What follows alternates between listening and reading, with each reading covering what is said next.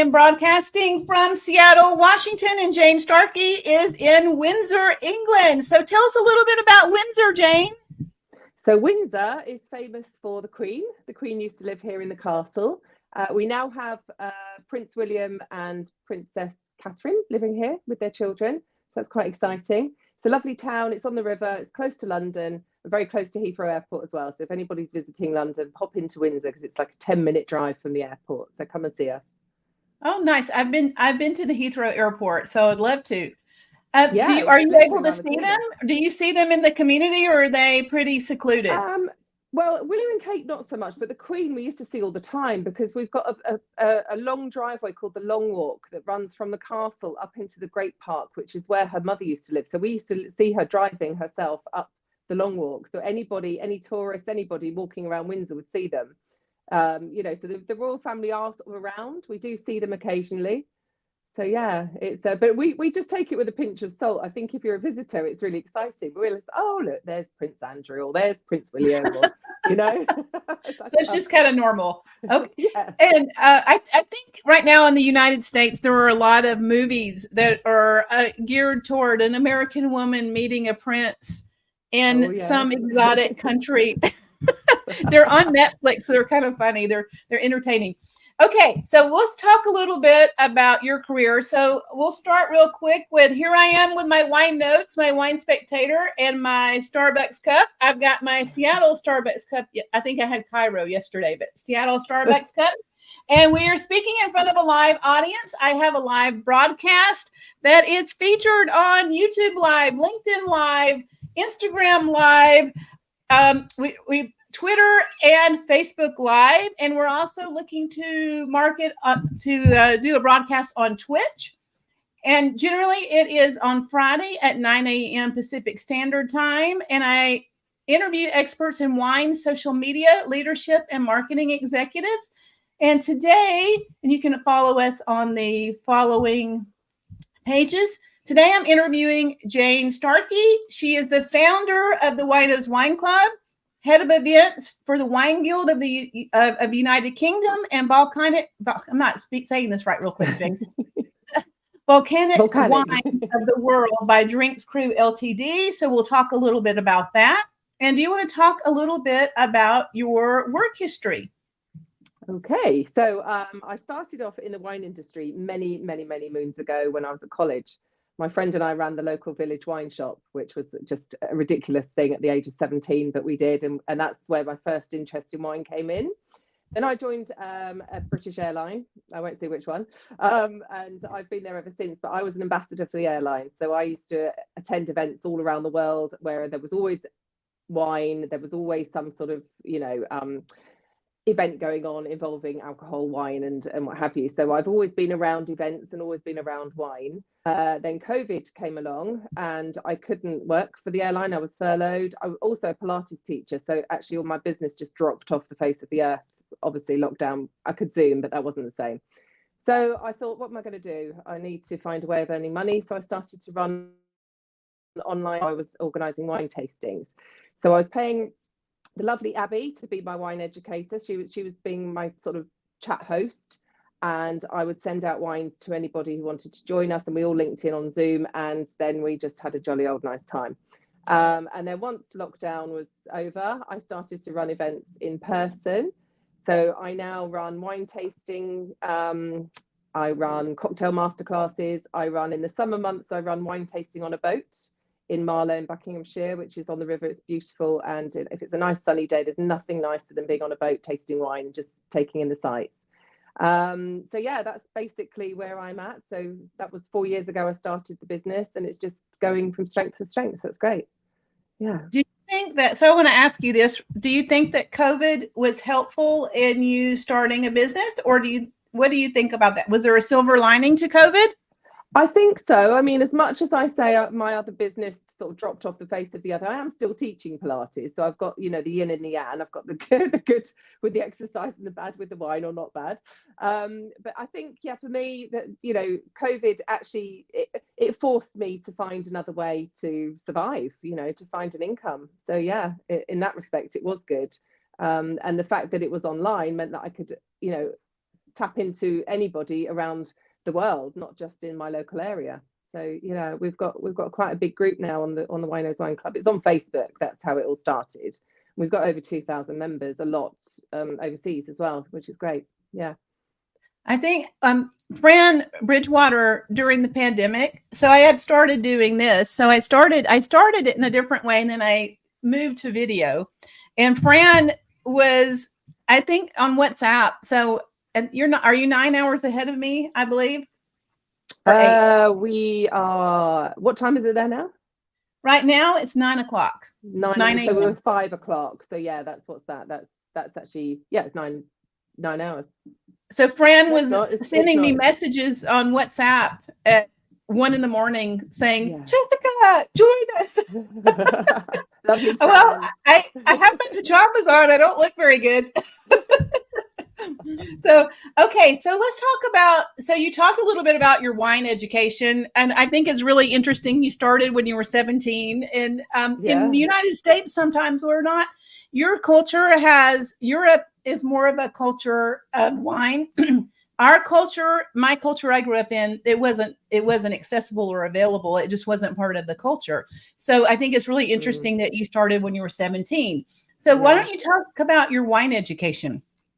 So my wine education. So when I set up this group on Facebook and it started to grow and grow and grow, I kind of realized I needed to know a little bit more about wine than I did. So I knew a bit, and I knew what I liked and what I didn't like, but I didn't know the sort of ins and outs. So I did a WSET qualification because I thought I can't talk wine to people if I haven't got some sort of, you know, education behind me, some sort of certificate. So I did my WSET level 2. I'm working towards level 3 at the moment, but yeah, so I really wanted to learn more as well. I wanted to know more about the winemaking, about the different wines, about different countries, and, you know, how the weather affects things, and, you know, all of that sort of stuff. So I knew the basics, but I didn't know half of what I know now.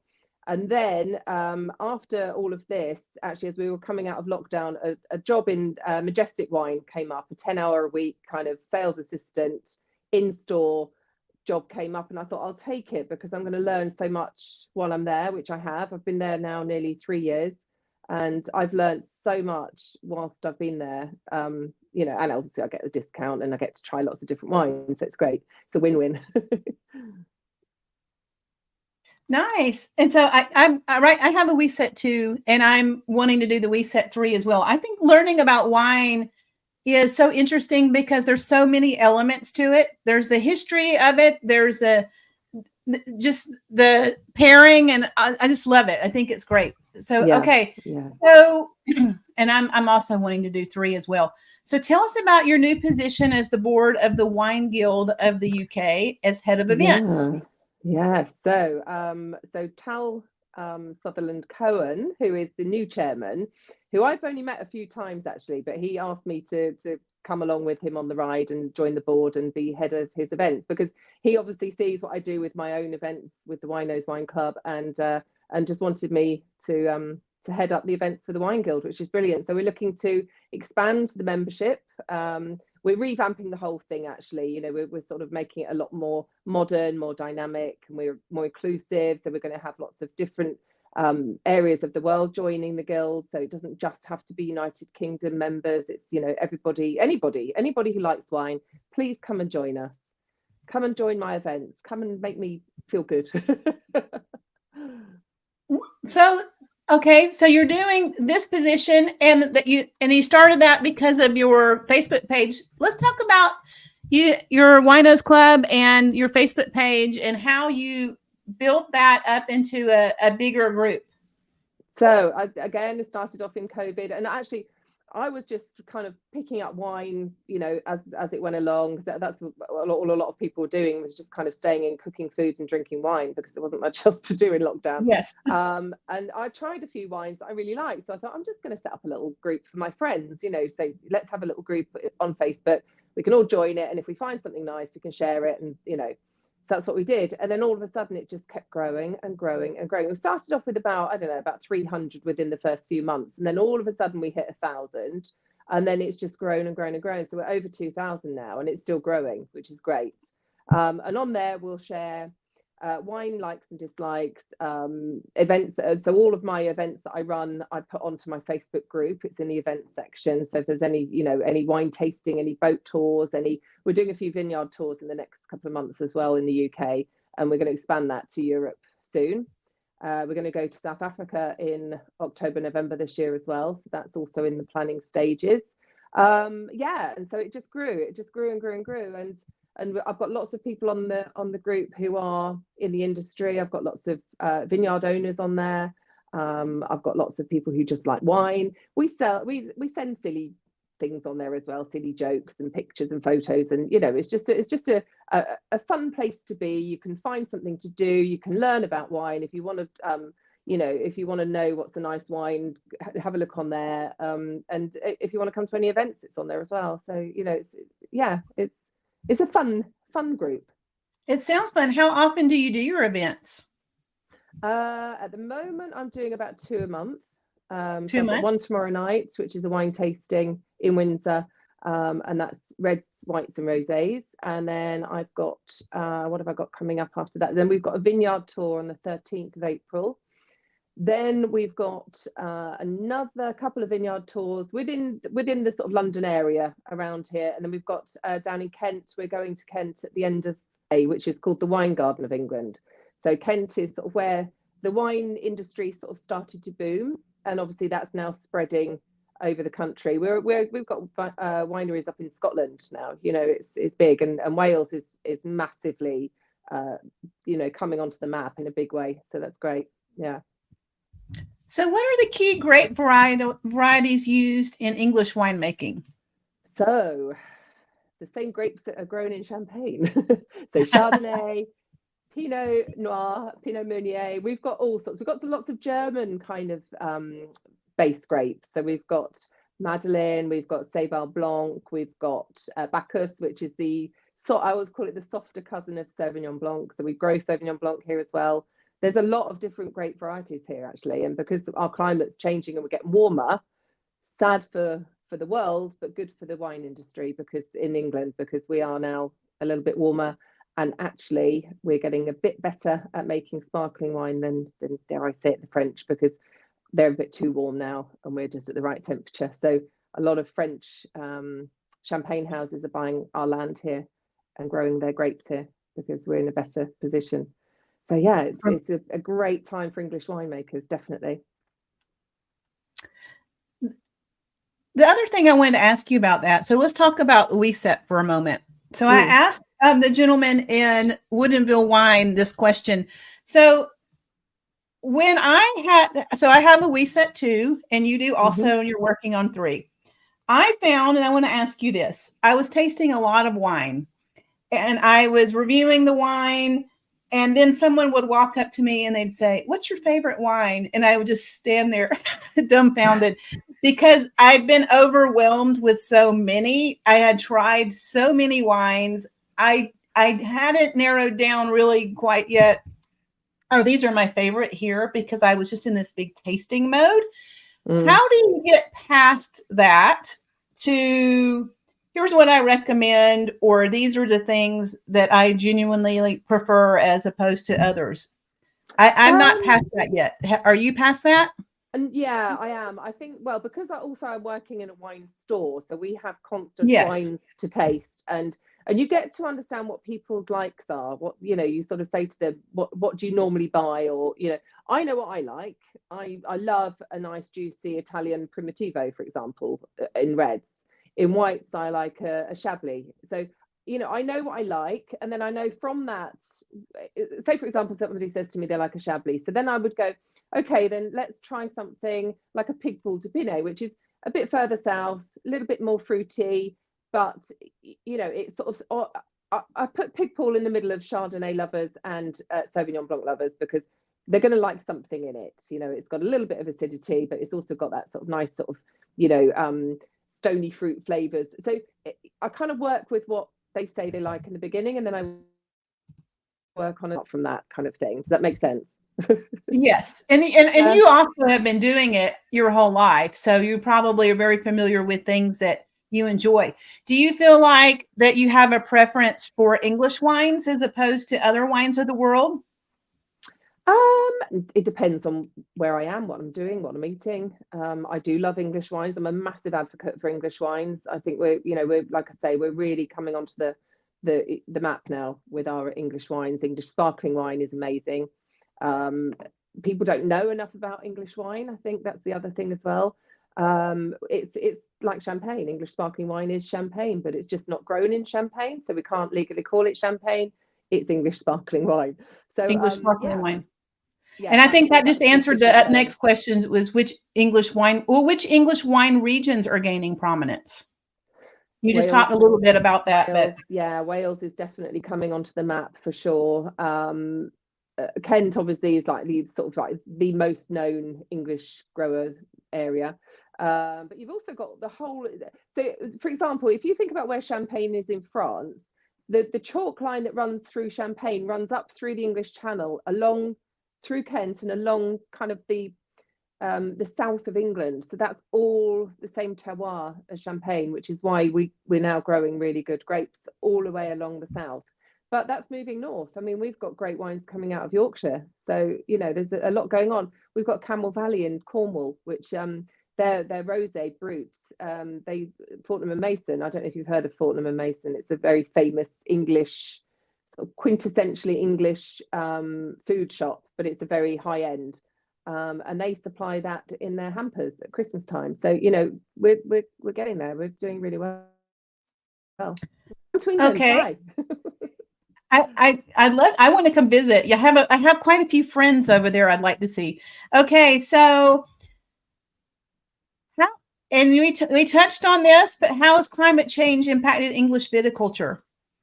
Well, as I said, we're now at a really good temperature. We're at perfect grape growing temperature for all the Champagne grapes, for example. So, yeah, we're doing really well.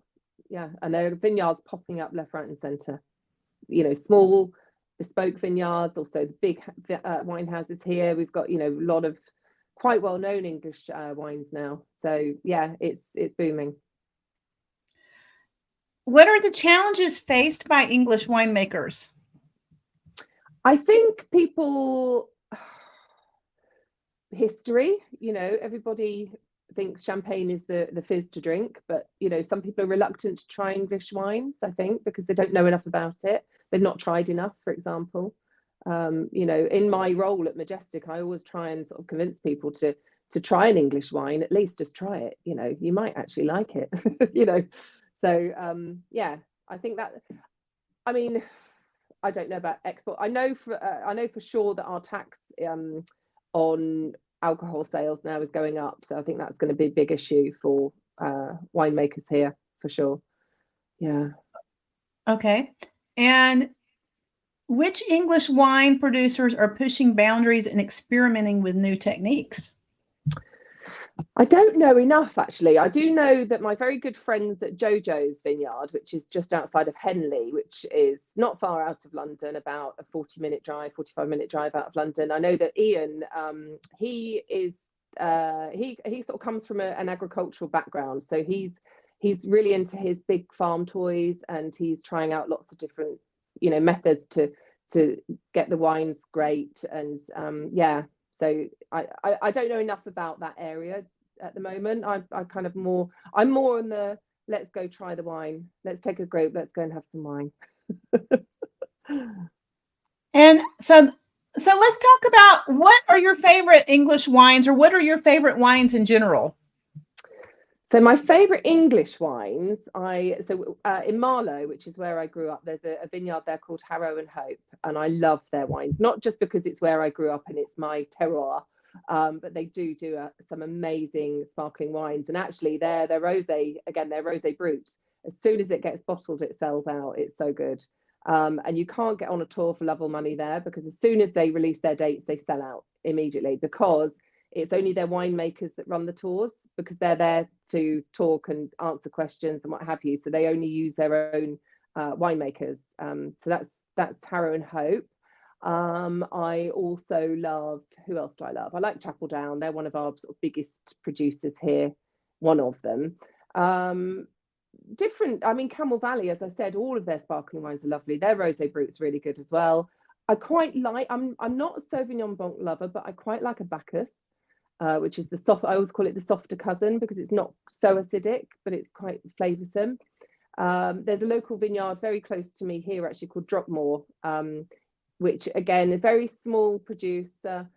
She's on her own running the vineyard, but she obviously employs people to come and help her. But, you know, her wines are absolutely gorgeous. And I'm taking a group there in June. So, you know, there's lots of little independent vineyards around that are making some amazing wines, and they're winning awards left, right, and centre, which is great. Yeah. So, you know, I want to ask you about your wine tours. So I know you're taking a group in June. So are these people from the Winos Wine Club, or what kind of tours are you doing, and how are you marketing the tours? So most of my marketing is through the Facebook group. I also put things on Instagram as well, word of mouth as well. So if I've got people that have been on tours before, you know, I've got some regulars that come pretty much to everything I do, which is great. Lovely to see a familiar face as well.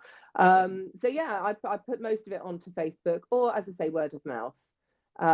Yeah, and so we've got quite a few things in the diary coming up. We've got as I said, the first one we've got is Stanlake Park Winery, which is one of the oldest wineries in the country, and that's just up the road, half an hour from here.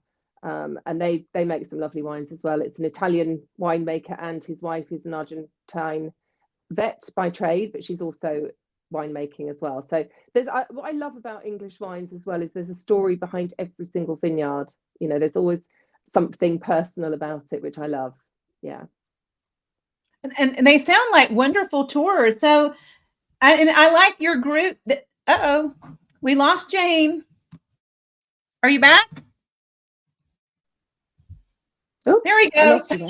I lost you for a minute. I was like, oh no, right toward the end. Okay. I like that your group, you have such a nice group of people that all get together. So, and do you have regular meetings? I know you do things on Facebook, but now that things are a little bit more, how are things in the UK in regard to COVID? Things are pretty normal here. We just have a lot of issues with prices. So, for example, in Seattle and where I was living in Eugene, we could go out to eat previously for $32, and it's now gone up to $60. And so there's a lot of intense price increases going on right now in restaurants. Yeah. And everything. Are you seeing that over there? Yes, what are your after effects of COVID? Yeah, no, I 100% agree. And actually, the one thing that really, really bugs me is so when you go grocery shopping, I don't know what it's like in the States, but here you go and buy something that we used to buy before COVID. Like, for example, a packet of potato chips. Yeah, we call them crisps. So I bought some recently, a multi-bag of potato chips, and I pulled the bag out and it was tiny. And there was about 10 chips in there. But they're selling it at a bigger price, but less product. And that really annoys me. Well, I'm not saying that, but so Crisco is shortening that you put in pies and things like that. We call it Crisco here. It used to be $5.49 for the can. I went in the store and it was $11.49 for the can. So a lot of the groceries, I don't see that necessarily that the package is smaller. It's the price has doubled. So on a lot of the groceries. So what I'm seeing is a devaluation of the US dollar. Oh, absolutely. Is what I think is happening right now. I was in New York recently, and I found everything really expensive. I mean, when I used to travel there years ago, it was $2 to the pound. So we used to buy everything. You know, we used to do all of our shopping there, our clothes shopping, everything. Now it's like even more expensive than here. It's crazy. Yeah, I think that's that way in the United States too. So let's talk about food pairing. So what food pairings work well with English wines? So English sparkling wine pairs. So I don't know if you know the classic English dish is fish and chips. Have you heard of fish and chips? Yes, I've heard of that. Yes. So that's what I would pair with an English sparkling wine. It's the perfect pairing because it's fatty. You know, the sparkling wine will break down all of those fats. And in fact, also Kentucky Fried Chicken is a really good one to have with champagne or English sparkling wines as well. Yeah. Yes. So that's, I like the chemical parts of that too. Okay, so as we're moving forward, what are the things that you would like to do with the Winos Club or your tours, or how are you wanting to expand with your own business? I just want more people to come and have fun with, yeah, that's it. I mean, most of my events are busy and full. So, I just want to kind of increase that a little bit, just have more events going on, things that people enjoy doing. And I get great feedback. Everyone seems to have a good time. What's not to like a little bit of wine on a boat on a summer's evening? Do you know what I mean? Yeah. It's they're quite unique, the things that I do, let's say. We also do, I don't know if you've heard of sabrage. Have you heard of sabrage? I haven't. Tell me about it. So sabrage is where you open a bottle of champagne with a ceremonial sword. Yes, I have. Yes. On Instagram. Yeah, you could do it with wine glasses and what have you. So there is actually an official body called the Confrérie du Sabrage. And in order to perform it and receive a certificate, you have to have a maître du sabrage or an officer of a sabrage. So somebody that Fran and I both know is Mary Gaylor, and she is an officer du sabrage. So she's going to come along. I think we're doing that at the end of April. So we're doing a sabrage event, which is always really good fun. So I supply the champagne. It has to be champagne. It can't be English sparkling. It has to, because it's a French body. So we have a bottle of champagne, and she brings along the sword. She wears lots of funky cloaks and hats, and she indoctrinates people into the confrérie, and then you do the whoosh, and it's really good fun. Yeah, so it sounds like it's really good fun. It is really fun. Everybody loves it. Yeah, and then you get to drink the champagne afterwards, so it's all good fun. Yes, it sounds. I'd love to come visit, especially like New Year's Eve and Christmas. Okay, yeah. So what about you do Wine Wednesday, correct? Yes. Let's talk about Wine Wednesday. That's a new thing. It's a new thing that just started, and I can't remember. It was a friend of mine said to me, "You should do this. You should do a little thing every week," And I was like, "Oh, I don't know. I haven't got time." And anyway, I'd started to do it just for a bit of fun, and now I've kind of committed myself to every Wednesday to reviewing a wine, and I've got a little bar in my garden, and I call it the wine corner. Yeah. So I go into my wine corner, and I open a bottle of wine, and we talk about it, and I'll pair it with something. So yesterday's was Aldi. Do you have Aldi in the States? Do you have the supermarket Aldi? No, Maybe not. No. Well, we may. I may not be familiar. It may not be in my area here. Right. Okay. So they're a German company. There's Aldi and Lidl, and Aldi do some quite good wines actually, and they're very reasonably priced. So yesterday I reviewed a new wine that they brought out in a paper bottle. So it's a bit funky, a bit new, a bit different. 95% recycled materials, which is crazy. I don't know how serious wine people will feel about that, but anyway, I tried it. It was okay. It wasn't anything amazing. It's £7.99 a bottle. It's got some sort of food proof lining in it.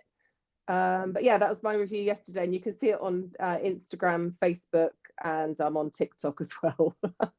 I'm down. And what about there's something special with your clothes in this Wine Wednesday? Yes, so nobody's picked up on it yet. I did reveal yesterday, but every wine I try, I wear the same color top.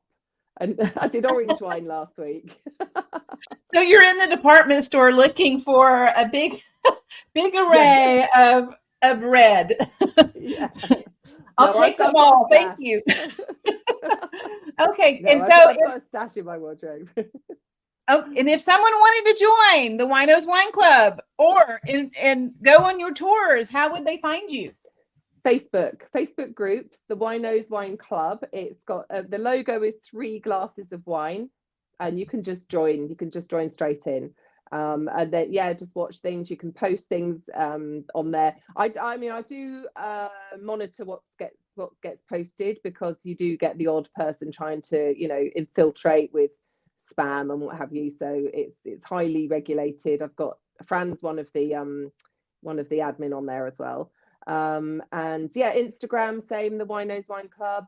So all of my events are listed on all of those. Yeah. Okay, that sounds wonderful. And my website. Well, thank you so much, Jane. And we're going to get together again, and hopefully we can do something live, or some of your other friends can join in with us. And so I'll just put the closing on here, and thank you so much. Thank you. Nice to meet you. Take You care. too. Bye.